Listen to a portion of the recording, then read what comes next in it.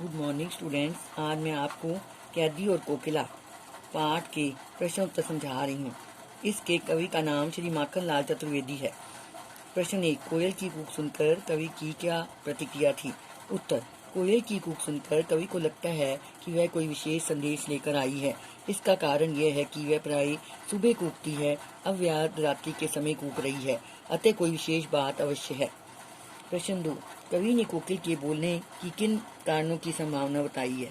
उत्तर, कवि ने कोकिल के बोलने के निम्नलिखित कारणों की संभावना बताई है।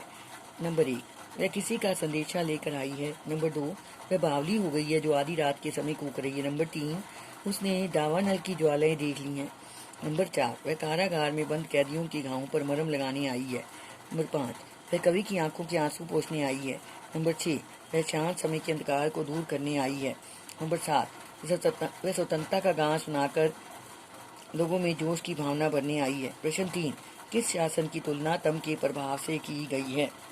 उत्तर, ब्रिटिश शासन की तुलना तम के प्रभाव से की गई है, क्योंकि अंधेरा काला होता है और उस के प्रभाव के कारण कुछ भी दिखाई नहीं देता। यह अंधकार और निराशा का प्रतीक है। इस तरह ब्रिटिश शासन के कारनामे काले हैं। यह न्याय और अत्याचार का प्रतीक है। उन्हें कवि को अंग्रेजी की गुलामी के शासन से मुक्ति का कोई मार्ग नहीं सूझ रहा था। दोनों का स्वरूप काला है, इसलिए ब्रिटिश शासन की तुलना तम के प्रभाव से की गई है। प्रश्न 4, कविता के आधार पर प्राचीन भारत की जेलों में दी जाने वाली यंत्रणाओं का वर्णन कीजिए। उत्तर, कविता के आधार पर प्राचीन भारत की जेलों में दी जाने वाली यंत्रणाओं का वर्णन इस प्रकार है। नंबर 1, प्राचीन भारत की जेलों में कैदियों को एक छोटी सी कोठरी में रखा जाता था।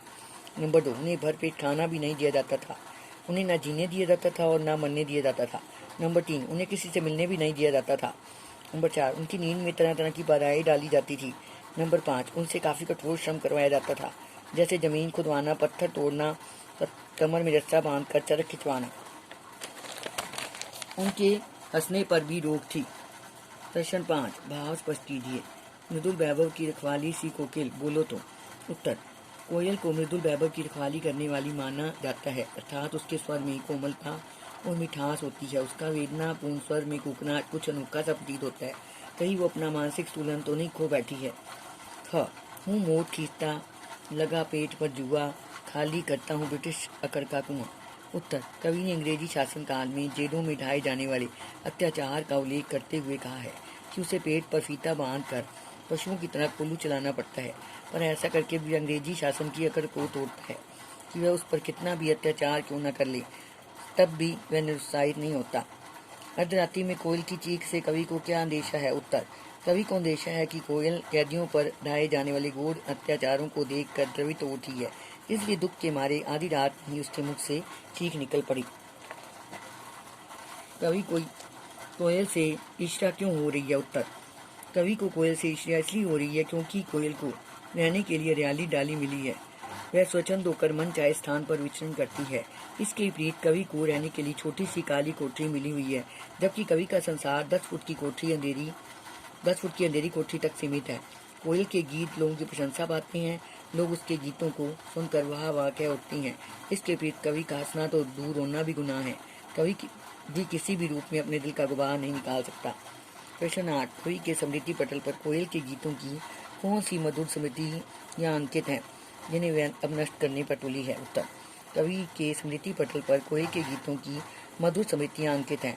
वह हर रोज लोगों को कूक कर नींद से जगाती है, उन्हें कर्म क्षेत्र की ओर प्रवृत्त करती है। सुबह जब घास के तिनके पर सूर्य की किरणें ओस की बूंद से टकराती थी तो जगमगा उठती थी।